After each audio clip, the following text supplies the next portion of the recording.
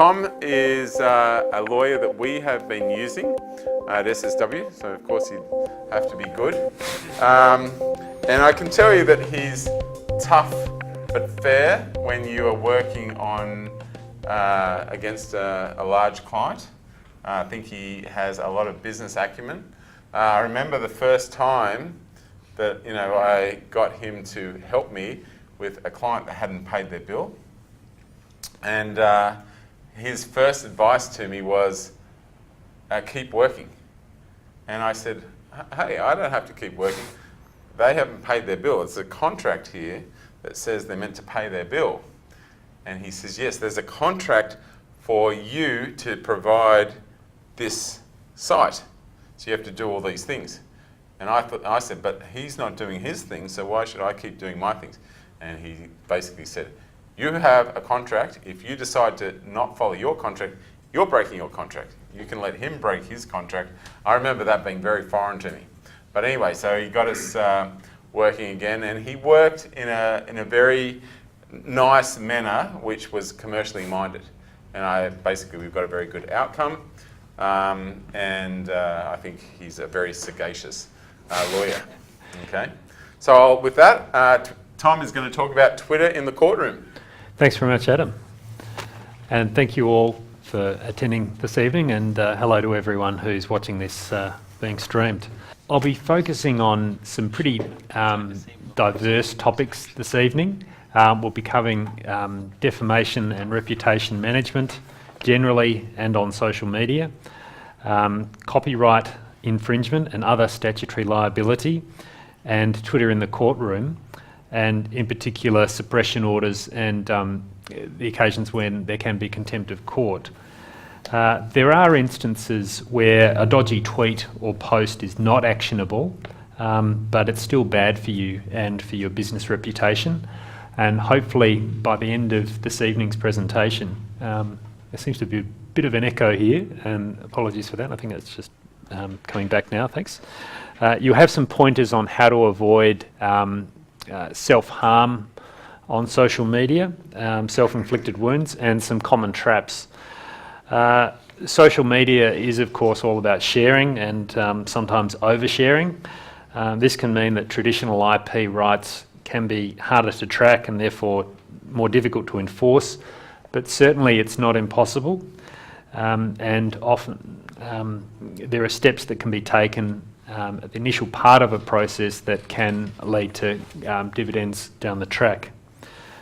And finally, Twitter in the courtroom. Anyone who's been following the Oscar Pistorius trial would know that this has revolutionised the way that the general public can interact with court cases.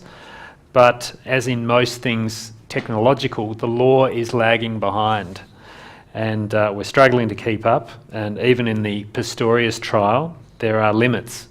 Last month, the trial judge specifically said that, and up until that time, the trial had been covered not only via Twitter, but also via live TV. He ruled, or she ruled, rather, that the autopsy results could not be broadcast out of respect for the deceased. So, moving then on to who am I, and I thank Adam for his introduction, and I'm under strict instructions that this is not to be an ad, but I'm a partner at Piper Alderman, and we specialise in providing commercial solutions to business problems, and I'm involved in matters involving defamation, employment relations issues and corporate disputes, both internal and external threats via social media. What do we say when we're going out to businesses and clients, and what do we say when we're talking about social media? We talk about firstly the business benefits, and they're very well known. The most obvious of these is the last bullet point of my slide. It's cheap. However, a few of our cautionary tales will show that if it's not done properly, it can be a very expensive exercise, particularly in the reputation stakes. And that's because, firstly, on the flip side, it's difficult or impossible to control. Negative messages spread very quickly and can't be ever fully erased, and therefore the legal issues are much harder to manage, but it's not impossible. What are some of the trends? Well, globally, the social media networks are still expanding, with mobile being the key driver. The emerging platforms are Instagram, Tumblr and Pinterest. Other rapidly rising sites are Instagram and Snapchat. Proof of defamation via Snapchat poses significant challenges because of the automatic deletion. Facebook is still the king. It has the highest penetration of active users at 62%. Twitter has 51% and Google Plus 44%. But beware of the stats about Google Plus because they also include anyone who has a Gmail account. So that's probably pretty artificial. What are the key messages we give or we convey to businesses about social media? Firstly, don't overreach yourself. If you're a small business with only a few staff members, don't sign up to every possible social media portal out there. Stick with the ones you can manage and do well. Secondly, monitor your digital presence. Most of the common social media mistakes come from businesses not actively monitoring their social media accounts. So perform regular checks, not only on your own social media sites, but other popular sites that might be talking about you. And read the terms and conditions of the sites you belong to. Sure, they can be a cure for insomnia, but if you're relying on social media to drive your business, it's important to know what you've signed up for. And relevant terms can be completely different across each of the platforms. For example, a Twitter user owns all of their tweets, whereas a Facebook user owns all of their content but grants a worldwide royalty-free license to Facebook over all of the intellectual property contained within their account. And that importantly covers photos and videos on Facebook. And Google Plus is now the second most actively used social network with 318.4 million active users in 31 markets. Google Plus users now have their name, face and comments appear on search results in connection with any reviews that they have left for a product or service on Google Plus, and that feature operates on an opt-out basis. But most importantly, the offline rules still apply to what's online. It's no longer anything goes, especially Twitter, which is the fastest or quickest growing and fastest moving social media platform. A common myth is that you can't be liable simply for retweeting, but cases in both the US and the UK have shown that retweeters have been held every bit as liable as the original tweeter for defamatory tweets or for infringing copyright via a tweet.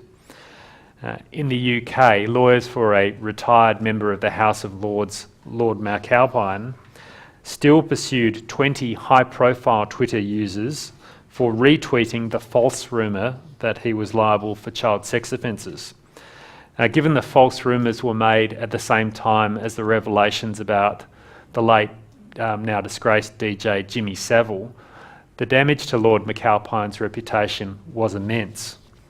Now, Lord McAlpine died at the beginning of this year, but while he was still alive, he successfully took action against the wife of the Speaker of the House of Commons, Sally Bercow, for this tweet: "Why is Lord McAlpine trending? Innocent face." Now, Sally Bercow was found liable for the seriously defamatory and false libel that Lord McAlpine was responsible for abusing young boys in care. A court held that the words "innocent face" with asterisk were enough to convince a reasonable reader that the question was not innocent. Now, you may think, how do you get child sexual abuse from that tweet? It's just not possible. Well, the answer is that context is everything. At the time that tweet was first made, it followed on from a false and defamatory report by BBC Newsnight that linked a senior conservative from the 1980s to sex abuse claims about boys in care. The court found that the reasonable reader would have taken the innocent face comments to be insincere and ironical. Lord McAlpine's lawyers invited Twitter users with less than 500 followers who had retweeted the false rumour to settle any defamation action against them by making a £25 donation to a charity called Children in Need. But it then took aim at those who did the most damage to his reputation, and that were the celebrity Twitter users, who included Sally Burko and, the Twitterati, and the comedian Ellen Davies.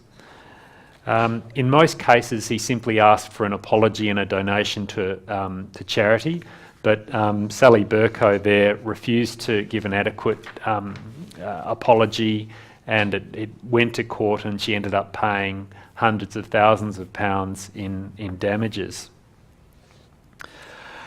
So we'll also do a very brief rundown and refresher on some basics of defamation law, and so that it makes sense in social media. Adam? Yeah, I'm just amazed that she could be sued for that. And she only has 522 followers. So many of us have... No, she's got 56,000 followers. Okay. Now... She's only got 500 tweets. Unless Really? it's a different one. No, she said, I have apologised sincerely to Lord McAlpine in court.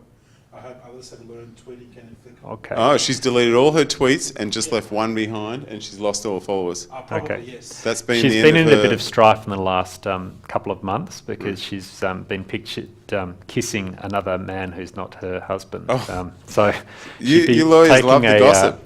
Well, I preparing for this evening's presentation, I did check that she wasn't up to more no good, and Right, so unfortunately she has been. So she had a very prominent Twitter account, and it earns a lot of followers, and that one tweet has lost her entire list, essentially.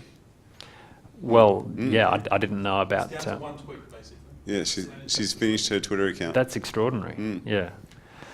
I'd want to check that because Well, I can guarantee there's one tweet left. It's definitely at Sally Burko, right? Burko. Go back a slide. Yeah. Yep, Yeah, that's her. okay. She's got one tweet. That tweet's gone now. It doesn't exist. And she's only got one tweet apologising to him, and she's finished her Twitter career. Okay. Yeah. She is in some strife with some other issues, so I think you could be right. Her legal counsel might have suggested that she get off Twitter. That's right. I think that's right. So who can sue in defamation? Generally only individuals. Corporates can't sue. But there are some exceptions, and they may apply to some of you here this evening or watching. The exceptions to the corporates can't sue are not-for-profits or corporations employing fewer than 10 people, and public bodies such as ASIC or the ACCC are also prevented from suing for defamation, so you can say whatever you like about them. Corporations who are defamed can also bring an action. Sorry, Adam? Why can you say... Can you say those people that you can say anything against again, and why? Well, you can why say are they exempt? anything defamatory about them. You can't say anything misleading or deceptive, or you can't. It's not completely open slather. But in terms of the laws of defamation, ASIC couldn't sue in defamation because it doesn't have a personal reputation. What about ICAC? Well, no. He's going to let a few go in the next few days. No, you couldn't sue. ICAC couldn't sue in defamation. Non-profits couldn't either? No, non-profits can sue. Can, oh, okay. Yeah, yeah, sorry. And if you're employing fewer than 10 people, you can sue, and that's across the nation under the Uniform Defamation Laws. There is an action that corporations can bring. It's injurious falsehood, but that's a really hard cause of action to bring. and what you need to prove is that the maker of the statement knew that it was false at the time that they made it, and you also need to prove special damage, which is actual damage flowing from the statement in question. But importantly, individuals within corporations can still sue. So directors of corporations can sue, and this has received some pretty adverse commentary recently in the Fairfax press in relation to issues that are raised on online shareholder chat rooms, such as Hot Copper. And Hot Copper is the top such chat room, and it has 170,000 members, and it receives over 6,000 posts per day, and it's regulated by 10 volunteer moderators. But on average, 50 posts per day are defamatory, and the site's recently been the defendant in several defamation actions brought by directors of ASX listed companies. And some commentators say it's a pretty outdated defamation system we have in this country, where those directors can get the benefit of shareholder funds to defend themselves and stifle shareholder debate. Up until recently, London was regarded as the world capital for defamation, but the UK laws around defamation have been tightened recently. It's more difficult to take action as a plaintiff in the UK, and some in Sydney are regarding Sydney as now the capital for defamation. So it's an area that is ripe for reform. One of the basics is working out fundamentally, is the statement defamatory? Now, this test, does it disparage, does it cause others to shun or avoid a person, or does it subject them to hatred, contempt or ridicule? These are sort of 19th century type concepts. People don't talk about being shunned or you're holding me up to contempt and ridicule. The reason for that is that the law developed out of a number of cases where, for example, a false rumour about someone suffering leprosy was tried in the court. So that was the type of thing that would cause people to shun or avoid someone. Basically, a modern test is, does the statement is it such that a reasonable person would think lesser of a person after reading that statement? So that's a good rule of thumb test. I won't be dwelling too much on those concepts, because whole books have been written on just simply that that concept of what is defamatory. But common defamatory imputations, and imputations is just a fancy lawyer's word for meanings, are that someone's done something illegal, unethical or dishonest, or that they lack competence. Once you've established that a statement is defamatory, that's not the end of the matter. You need to work out whether any of the defences apply. First and foremost, is it true? If so, it's not defamatory. What about if it's substantially true? Then the defence of justification might apply, and there's also a defence of contextual truth, which is ridiculously complicated defence, which I won't go into at the moment. But some of the other more obvious defences are, and just so you're aware of them, fair comment or honest opinion. And to have a defence here, you need to prove three things. Firstly, that the statement was of opinion rather than fact, that the opinion relates to a matter of public interest, and thirdly, that the opinion is based on proper materials. And this defence is probably more for reporters than for anyone else, and in particular court reporters.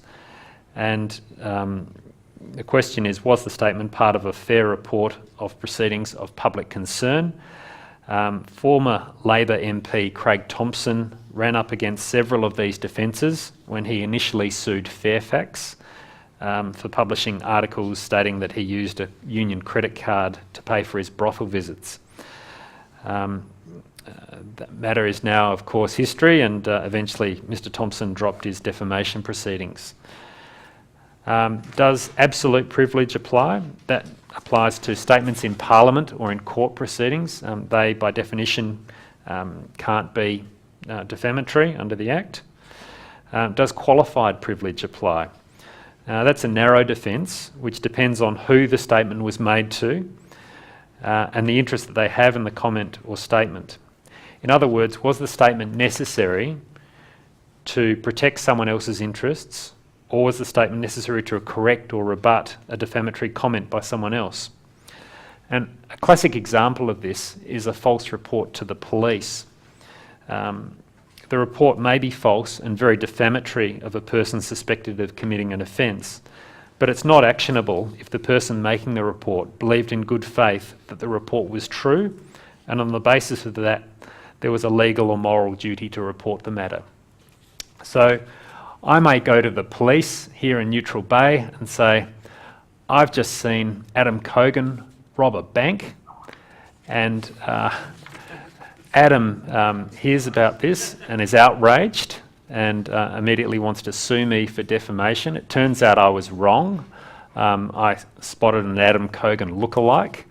I would have a defence of qualified privilege because I thought it was my moral duty to go and report this crime to the police. But I could only bring that defence if I was legitimately concerned and if I had, in good faith, a belief that it was Adam Cogan. Finally, there's the defence of innocent dissemination. Now, that's the most common defence that you'll see, particularly in relation to social media platform providers and ISPs. The next question, or next issue, is practicalities. And assuming you've been defamed on social media, the first step is to identify the author. And that may be tricky to identify just from the website itself, where everyone uses Twitter handles or pseudonyms. The first step is usually to contact the platform. If it's reputable and the statement is clearly defamatory, the site will usually have takedown procedures for grievances. In particular, Twitter and Facebook each have such procedures.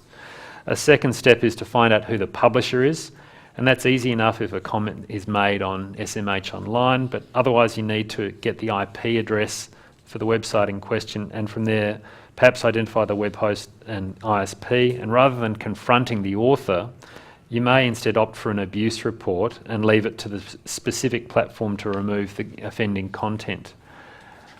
The problem with going toe-to-toe with a mad blogger is that you need to assume that anything that you post, any comment or complaint that you post, any correspondence that's entered into, will be posted by that person. So it does make things very difficult, and we've found it effective in the past to try to circumvent that and make an abuse report. Can I ask you a question? Sure, right. So, Live View asks, how much... Shall I ask? Because I'm with you. Yep. So the question is, how much does it cost to bring a defamation action, ballpark? It's from Cameron Shaw, and it's on the live stream. Can you do that one more time? Sorry? Can you do it one more time? Okay, Yeah. got a question from the live stream. How much does it cost to bring a defamation action? Just a ballpark. You're looking at thousands of dollars. It depends if it's defended. I'll talk in a moment about what you can do that doesn't cost very much, and that's write a letter of demand or a concerns notice. And there is a regime under the Defamation Act which is specifically designed to have people not air their grievances or have a dispute in court, because that takes months and years and costs tens or hundreds of thousands or even millions. I recently attended a seminar where the legal costs of the most expensive defamation case in Australian history, the Marsden case, and this is just the legal costs, his legal costs were 22 million.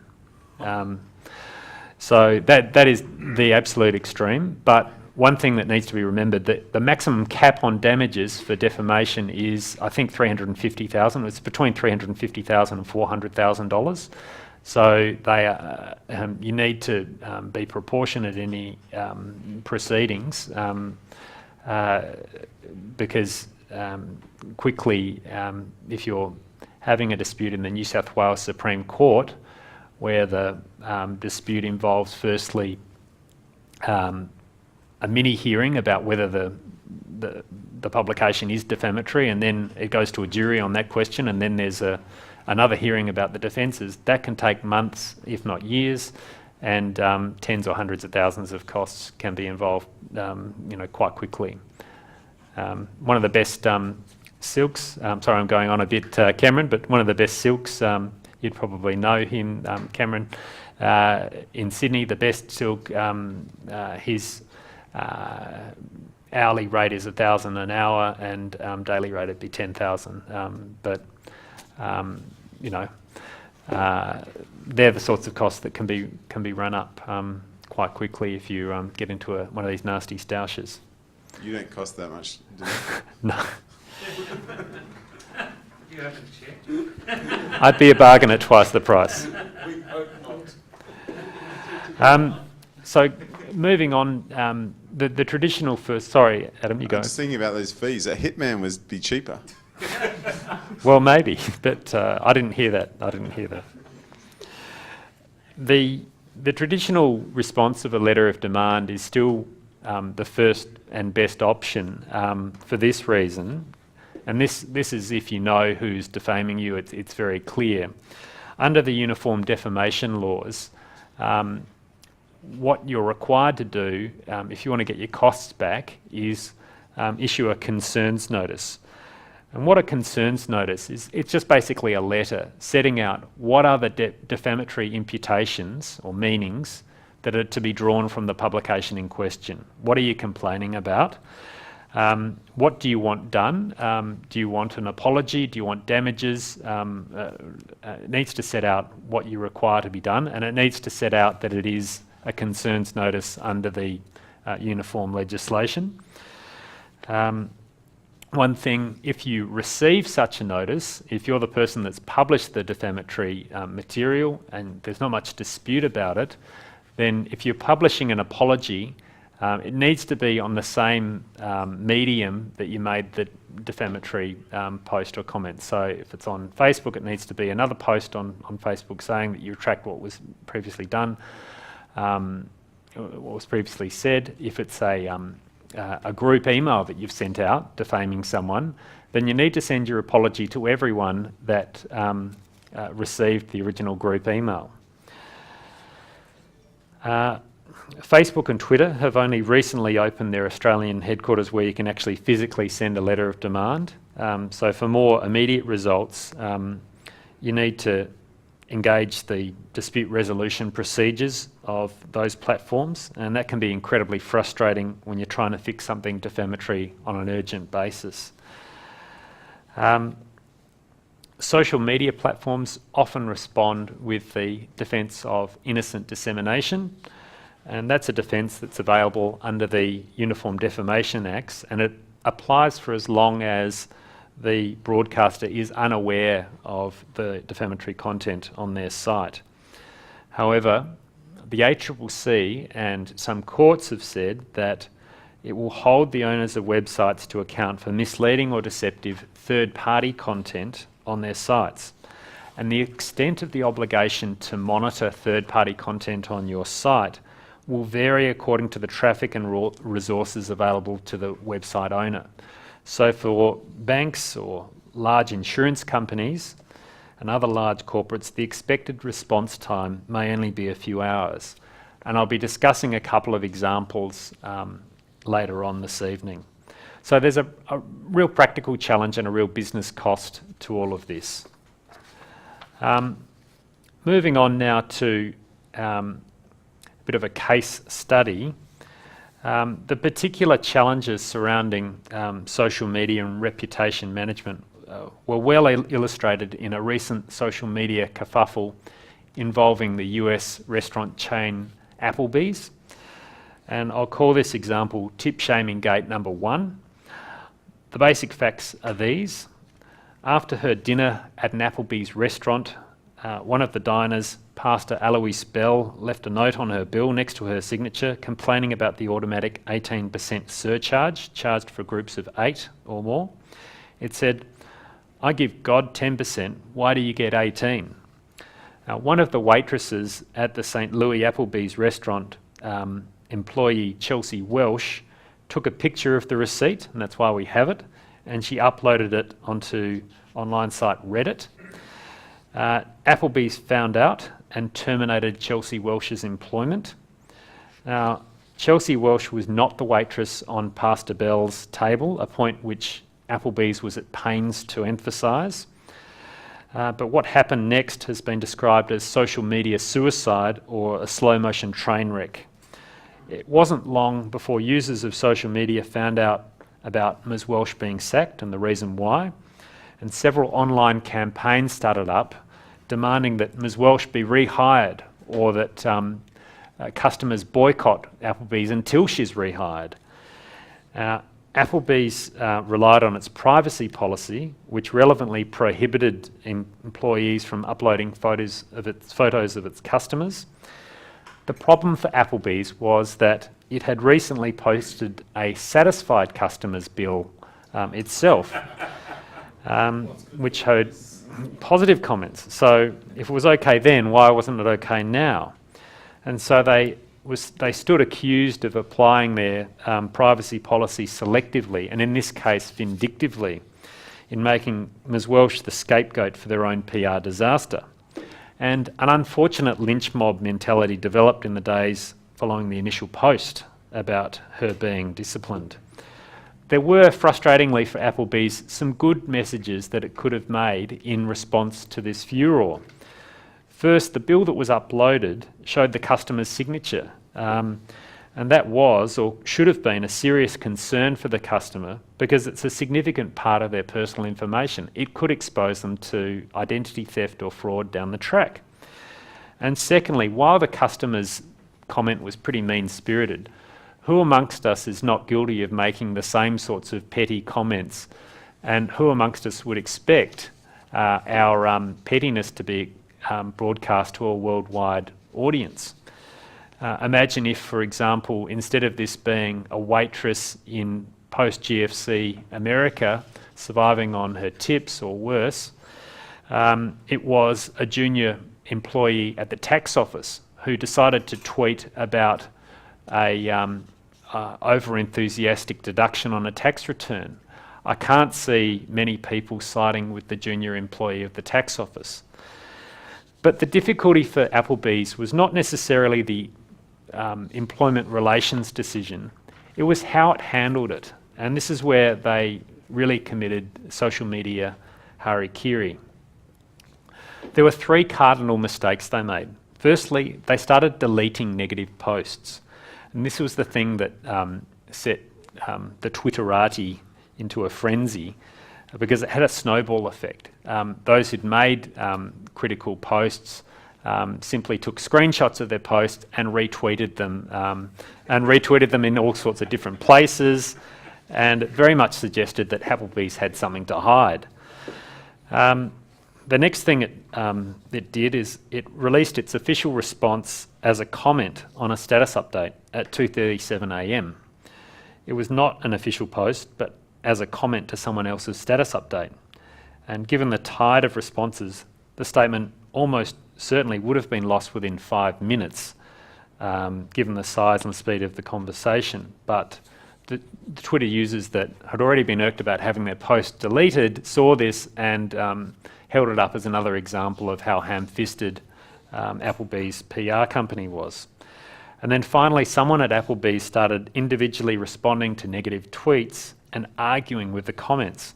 And this was quite simply social media suicide. There was just no possible way you could win these arguments, which could virtually go on forever.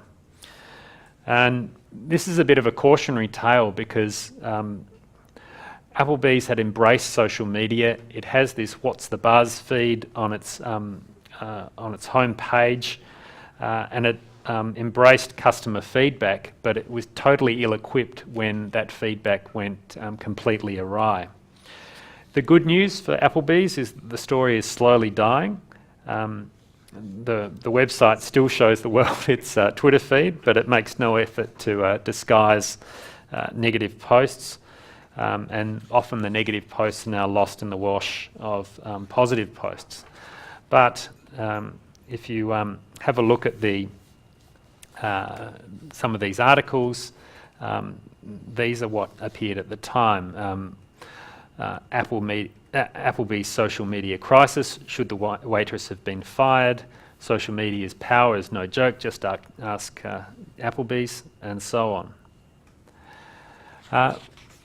Thanks. Was the waitress reinstated? No, she was not. She was not. She was the victim in all this. Now is a pretty logical time to ask for some questions on reputation management, because we'll be moving on to copyright. So, What do you think Applebees should have done? well, the question was, what do I think Applebees should have done? Well, certainly it could have done nothing, and I think that would have been better than what they did. I think it should have made those points that I raised earlier about privacy, and it should have done. It shouldn't have deleted posts. It should have warned the negative feedback, and it should have made a considered post or tweet that wasn't at 2:37 in the morning. So, Adam. I have a question from the live stream. Hold on, sorry. To get a sense of risk management, who do you need to worry about defaming? Are there people that are not very important to worry about or less important to worry about? Like, as the example there from the girl in England, she made a defamatory comment kind of about an influential prominent person. Yeah. So, well, you've got to bear in mind that as well as liability in defamation, there could be liability under the Australian Competition and Consumer Act, the Australian Consumer Law, in misleading or deceptive conduct. So you've got to be careful about that. So I wouldn't say just because something's not defamatory that you should feel free to make a comment. I'd tend to side with the rest of my profession and err on the side of caution that you shouldn't really be defaming anyone. But there are people that are more trigger happy on defamation than others. I can tell you from my own experience that the people I like to follow on Twitter often retweet negative things about themselves and then respond. They seem a lot more balanced, especially technical people that are saying very bad things about their technical services or their infrastructure. Like I will notice, I do notice Scott Guthrie will retweet a negative thing. He's not frightened of doing that. When you think of defamatory things that have come up, what is the age in general of the people that cause the trouble? Is it very young? It's obviously not the 40s I think it's pretty and hard 50-year-olds. to generalise, but before we started this evening's presentation, we talked about the recent case of I think it's a Danish schoolgirl who was only 14, who it wasn't a defamatory tweet, but it was just an irresponsible tweet in that she posted a message saying she was a member of Al-Qaeda and that something big was going to happen to American Airlines on the 1st of June. And she got into a fair bit of trouble. Suffice to say, American Airlines didn't take that too seriously and didn't take too much credence to the fact that she was only 14. So I think it's hard to generalise about the general age of people that are defamatory. Sally Burko, I think, is 44. I can't think of many other high-profile social media examples. There was one, the first social media case that's run to trial, defamation case, was in New South Wales a few months ago in the District Court. I think it was a 19-year-old schoolboy from Orange, made some defamatory posts on Twitter and Facebook about his former music teacher. And it was in circumstances where his father was the former principal of the Orange High School in question. He was under some misapprehension, or he was convinced that the arrival of the new music teacher hastened the demise of his father's career and posted a whole lot of defamatory material about that. He paid, or an award of damages was made against him in the sum of $105,000. Now, $80,000 of that was actual damage to the music teacher's reputation. $25,000 was aggravated damages because he ran a defence of truth about the allegations that he'd raised. So it upped the damages. But he was only 19, and a lot of people have commented on that and saying that does seem very heavy-handed for publication to only a few Facebook or Twitter followers. If instead of 19, if he was 17, then he wouldn't be of legal age. Would any action be taken against him? I need to give that some thought. I think a person still could have a cause of action to have the material removed. What you're talking about here is civil proceedings, civil damages. So I need to give that some thought as to whether you'd sue the parents out of a duty of care. But I need to give that some more thought, I think. Thank you. Moving then to copyright infringement. We've already looked at ownership on social media with a quick comparison of Twitter and Facebook's policies. Some more complicated issues arise when companies and individuals try to promote and protect established brands via social media. And it's now pretty much taken as read that as well as having a website, a company will have a Facebook page and a Twitter handle, and depending on the company, it may well have a LinkedIn company page and YouTube channel. Difficulties can arise for late adopters of social media when their business or trading names are already being used by other social media users. The best approach is, of course, to do searches ahead of time. And if we're advising clients about registration of business names and trademarks, traditionally we've always recommended searching business names, company names, domain names and trademarks in their home country, as well as any other country in which they plan to do business. Now we need to search individual social media sites as well as do a general Google search. And the following is a bit of a cautionary tale again about the perils of not adopting that course. Now, as you would know, Netflix runs a paid streaming service in the US that allows users to pay a fee to purchase online content to stream, most notably the US TV series House of Cards. It also used to run an online DVD purchase service. In September 2011, Netflix decided to split its streaming and DVD services to try and focus on the streaming and phase out the DVD part. Netflix called the now defunct DVD service Quickster. Now, the @Quickster handle on Twitter already belonged to a guy called Jason Castillo, whose tweets contained swearing and drug references. Now, the media has referred to him as a casual Twitter user or stoner. And at the time that the Quickster name was released by Netflix, Castillo's Twitter profile picture was this: Elmo smoking a joint.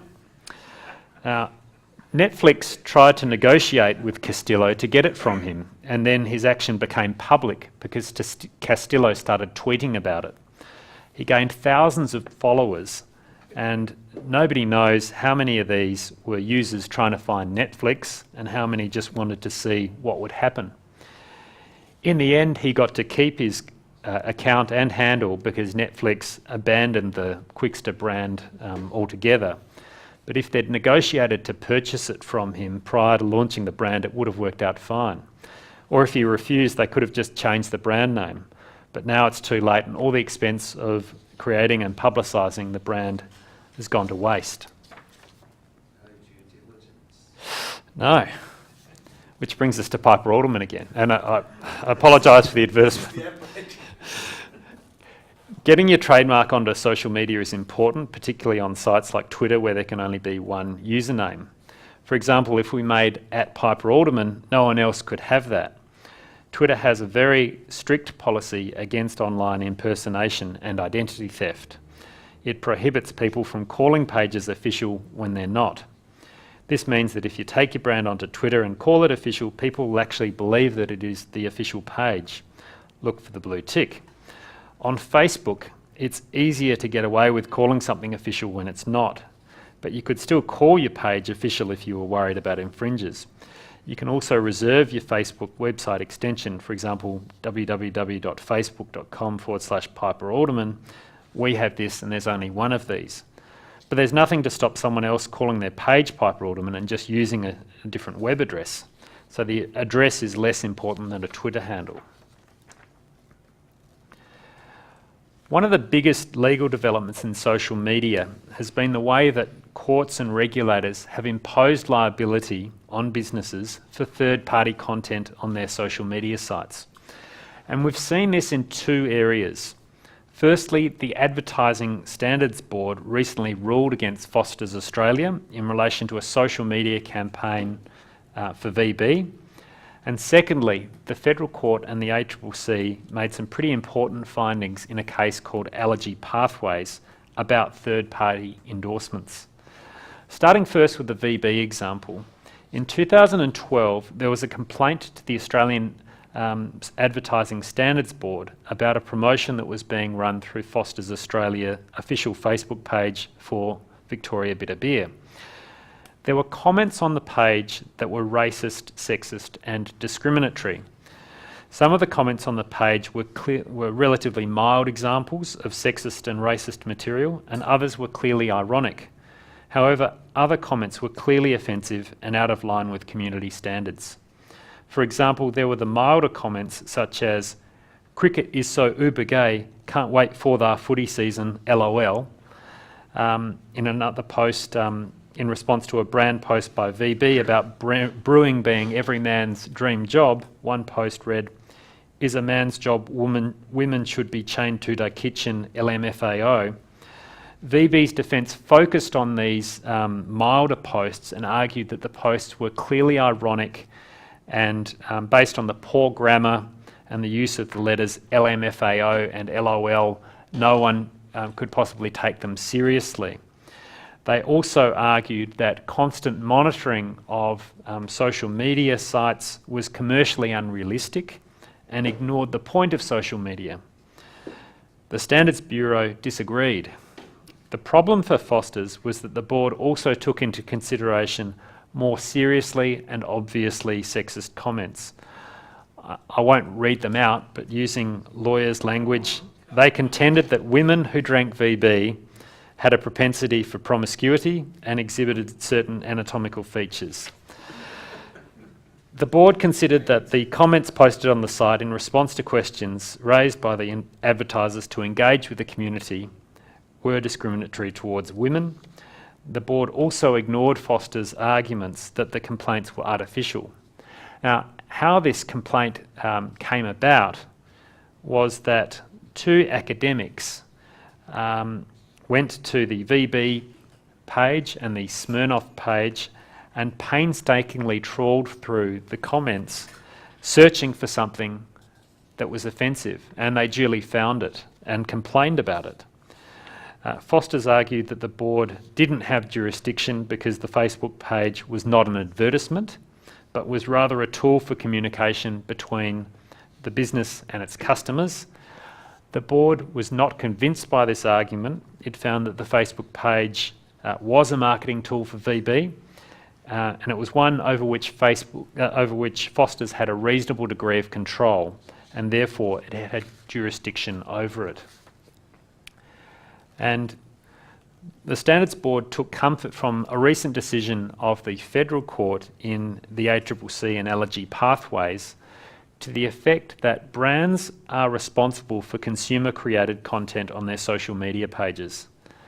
And in that case, the court held that a health company was responsible for Facebook and Twitter comments by fans on its accounts that defied a court order that the company not make misleading comments or claims about its allergy treatments, such as that it could cure or eliminate virtually all allergies or allergic reactions.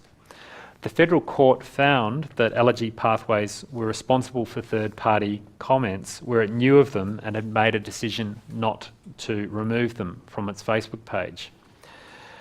The Australian Competition and Consumer Commission later stated in reference to this case that in some cases, companies may have just 24 hours to remove offending content by third parties if they know about the content. Now, you may think that this approach is novel, but in fact it's not novel at all from a legal sense. The courts relied on a case from the 1930s involving a golf club. The golf club case involved a notice board which had specific rules about it, that no notices were to be posted on the notice board without the club secretary's consent. Now, the secretary saw the relevant notice in that case and did not remove it, and the secretary of the golf club was found liable on the basis that even though he didn't post the notice himself, he certainly knew about it and he didn't take any steps to remove it. The same principles are applied to defamation and offensive content on blogs and online discussions. In many cases, the offending content can quickly become lost in the long stream of an online conversation, and it's only when the blogger or site administrator becomes aware of the relevant offending content that they become liable. And in fact, this lost in the wash defence has been successfully run in the UK. In the case of Tamiz and Google, a UK politician was defamed on a blog, but the court ultimately found that because the defamatory material would have been quickly buried by later comments, and that only a small number of people would have seen the original comments between the time they were first posted and then taken down, the damage was trivial and the case was dismissed. Google was sued as the owner and operator of the blogger site in that case. If the comments had been seen more widely, and if Google hadn't taken down the comments swiftly, the result might have been different. Yeah, sure. Sometimes we see that companies say on these blogs or Facebook things, hey, they have a warning saying that this is unmoderated platform. Please, use caution or whatever. Yep. Would that save them in any way or no? It wouldn't save them completely if they were once they became aware of it. But what the ACCC has done has issued some guidelines towards the end of last year, and it's effectively a sliding scale as to what's required. And in particular, if your business has more than 300 employees, there are certain requirements that the ACCC expects a certain amount of your company's budget to be devoted to monitoring online presence, in particular third-party content on your platforms. Can I just ask a follow-up to that? Yeah. What about the situation where, exactly like this, an organisation or a government body is releasing some sort of web platform where they enable people to register on their site and have their own sort of dedicated homepage or landing area, and those registered users are able to put up offensive remarks or images or videos or whatever. And it's, as TJ said, it's defined as being unmoderated and not actively checked. What happens in that sort of situation? The question relates to unmoderated platforms that are provided, and whether there can be liability attaching in those circumstances. I'll approach it from the perspective of a plaintiff lawyer for a moment. If I was defamed on one of those, or my client was defamed on one of those sites, I would be suing not only the maker of the statements in question, but I'd also be I'd be notifying the operator of the platform, those responsible for it, and requiring them to take it down immediately or face further action. So as long as they're complying with the takedown request or make a facility available to make those takedowns easier, then it sort of it'll certainly help them. Whether it cures them completely will vary on a case-by-case basis, I'd say.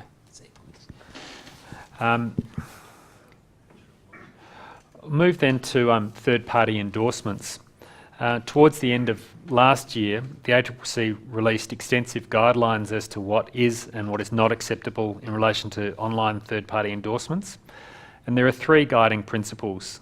Firstly, be transparent about commercial relationships. Secondly, don't post or publish misleading reviews. And thirdly, omitting or editing reviews may be misleading. And I'll give you an example of one of the incentive offers which is not best practice. This is a fictional example, I should add. And imagine for a moment if Adam Kogan decided to run an online competition to drum up some positive customer feedback to post on SSW's website and social media channels. He decides to post this offer, 5 stars, excellent service, great product. Write a review and tell us why you love SSW and our service. Your review will go into the draw to win a Samsung Galaxy Tab 3 tablet. To enter, simply post your review and email a copy of it to us so we can approve your entry. Now, this would be, in the ACCC's eyes, a fail. It doesn't comply with those guidelines. Instead, this relates to a product rather than a service. This is what is, in the eyes of the ACCC, best practice, but I'll take a question from Adam. Well, not a question, but a comment. We would definitely not be offering an Android tablet. It would be a Windows device. Absolutely, absolutely. I thought that, stick the knife in there. Okay, so, no. Well, you did make a lot of comments about lawyers, Adam, but we'll move on. The example that the ACCC give of best practice is the following, and this is pretty neutral and pretty bland, and I can't really see any business actually complying to the letter with this, but this is what they say. Now that you've had time to familiarise yourself with your device, we'd like to hear your feedback. Your review will help other customers like yourself shop online. As a thank you for taking the time to post a review, you'll get 10% off your next purchase. We encourage you to write a review that reflects your genuine experiences of the product, be they positive or negative. Look, I don't know. Some businesses may choose to make a post like that, but that is certainly one that would not attract the ire of the ACCC. And come now to, before we move to Twitter in the courtroom and away from reputation issues completely, there's another cautionary tale which I'll call tip shaming gate number 2. And the facts of this case were that a group of employees from a New York shareholder firm went to lunch for some grilled cheese sandwiches at a Manhattan food truck. They made a $170 order but left no tips. And subsequently, an employee from the food truck who worked on the order made the following comment on his personal Twitter account. Shout out to the good people of Glass Lewis & Co for placing a $170 order and not leaving a tip at Glass Lewis. Glass Lewis & Co contacted the owner of the food truck to express their dissatisfaction, and the employee was subsequently sacked. The food truck responded to the incident by tweeting on their official account, at Glass Lewis, regarding yesterday's tweet by an employee, it was flat out wrong. We do not in any way support or condone this behaviour. Our apologies. To which the advisory firm replied, at Milk Truck New York City, we appreciate it and look forward to doing business with you again. Now, the issue was firmly placed back in the spotlight when the employee published an article about his experience, or ex-employee now, on a New York City culture blog called The All, and people quickly took to Twitter and other social media forums to express their views on the matter. The lesson, well, there's really no right or wrong in these circumstances. All 3 parties would have suffered some reputation damage. The case does demonstrate the need to have a well-considered social media strategy to try to mitigate against some of these risks. This would include drafting contractual provisions in employees' contracts about the use of social media, highlighting social media issues at induction training, updating employment contracts at review time, and reminding departing employees about their obligations on social media after they leave, in particular not to disparage the business on social media. Other matters that may need to be addressed include, well, fundamentally, what formal social media presence will your organisation have? And who's authorised to represent the organisation through those accounts? What social media can be used at work? When is it allowed at work? What about potential networking accounts? And this particular issue has come to the fore, and we've received instructions in relation to employers who wish to try to control their employees' connections on LinkedIn. It applies particularly to businesses with large client bases such as recruiters and real estate agents, where typically an employee will have a certain number of connections and potential clients when they're coming into the business. While they're working for the business, they'll grow those connections, expand their connections, often gain a whole lot more connections through their employer. But then what happens when they leave? Well, unless you have some contractual terms around those connections, they will leave with the employee. Now, we have had, in certain circumstances, some success at trying to claw back the connections that an employee has made during the time that they have been employed. But the critical thing is to have these provisions agreed in advance. It's not something that is just implied or can be implied by circumstances. And finally, when dealing with activities out of hours, the ordinary rules apply. And when judging this particular employee's conduct, you need to make an assessment of whether it breaches the express terms of a contract or policy, or does it breach an implied term of loyalty to the employer. There needs to be a reasonable connection to work, is a fundamental rule, and the employee's honesty in the process can be important. So, move on now to Twitter in the courtroom. And when Adam first said he liked the title Twitter in the courtroom, my initial reaction was, this ain't never going to happen, because lawyers are so conservative, nobody is ever going to allow Twitter in the courtroom. But it turns out I was only half right. New South Wales and South Australian courts have allowed limited use of social media in their courtrooms with varying degrees of latitude.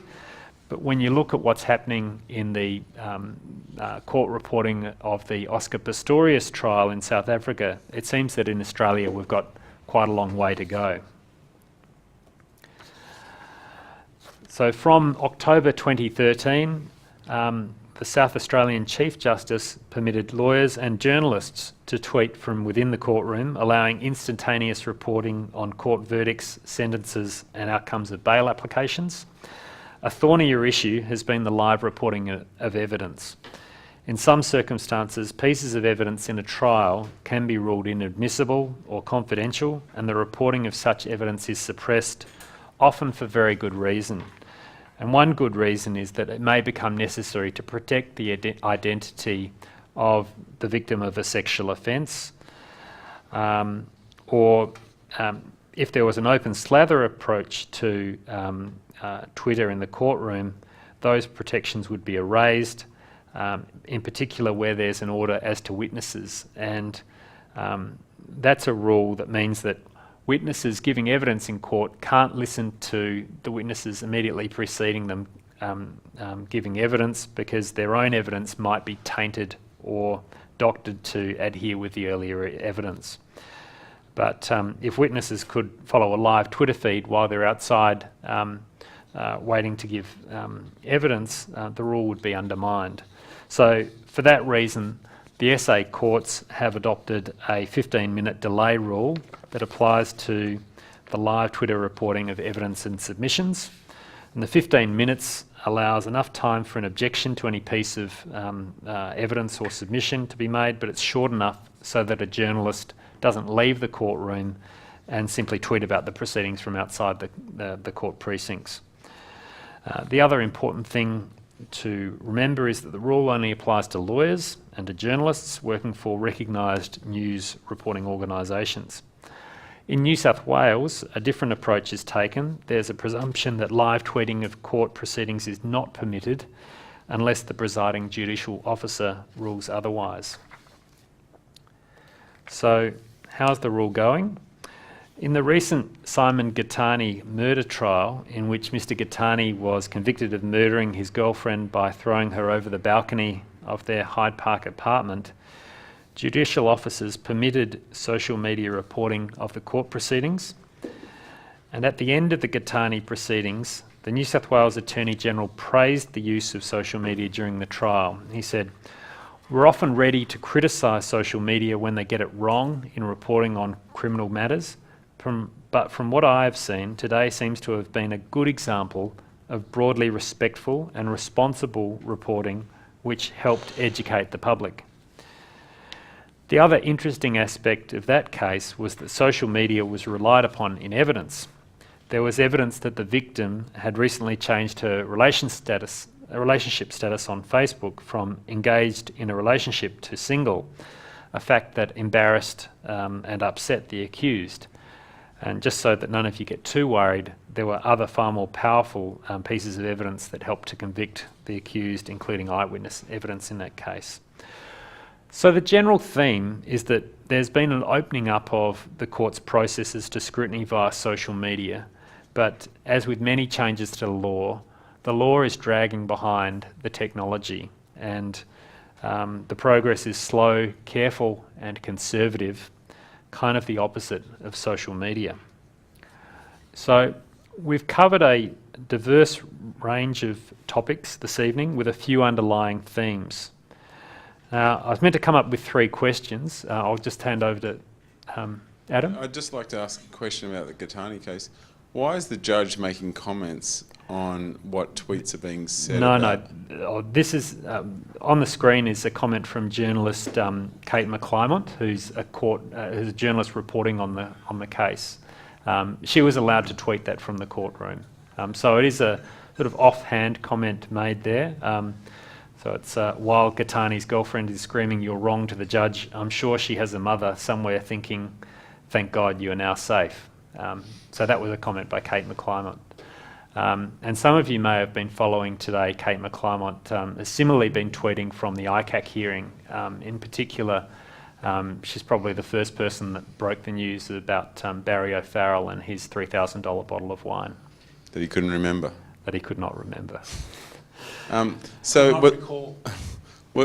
you were also mentioning that Simon Gattani's girlfriend Louise changed her Facebook status.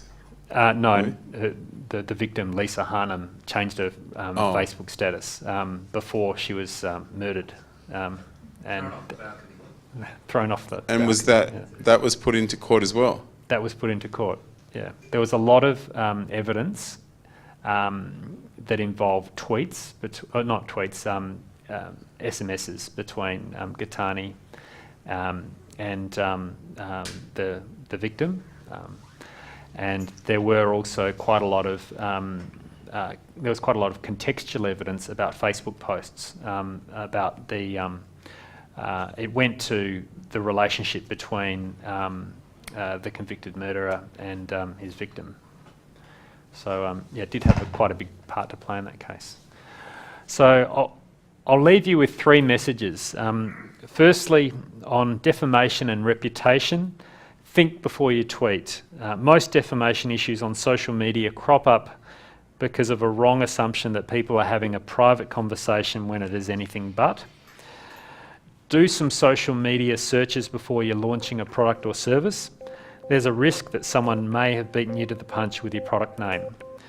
And finally, don't tweet from the courtroom unless you're a bona fide journalist, and even then make sure there's no restriction on the reporting of the evidence. And so I'd now like to say thank you. Did you get all that? We'll take the SSW TV quiz and test your knowledge now.